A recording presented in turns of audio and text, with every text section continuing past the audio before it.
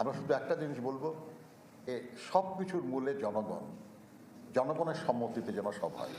আসলে বিএনপির নেতারা তারা কি বলেন, তারা কি নিজেরাই জানেন? এটা আমার একটা প্রশ্ন। কারণ তাদের এক এক কথা এক এক সময় এক এক ধরনের হয়ে থাকে। কখনো কখনো তারা বলেন যে সংস্কার এটা জনগণের মতামতের ভিত্তিতে করা হোক।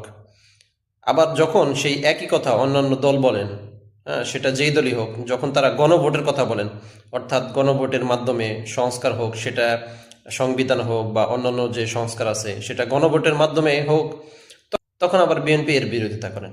তাহলে তাদের কথা স্ববিরোধী হয়ে গেল না? একে মুখে দুই ধরনের কথা হয়ে গেল না?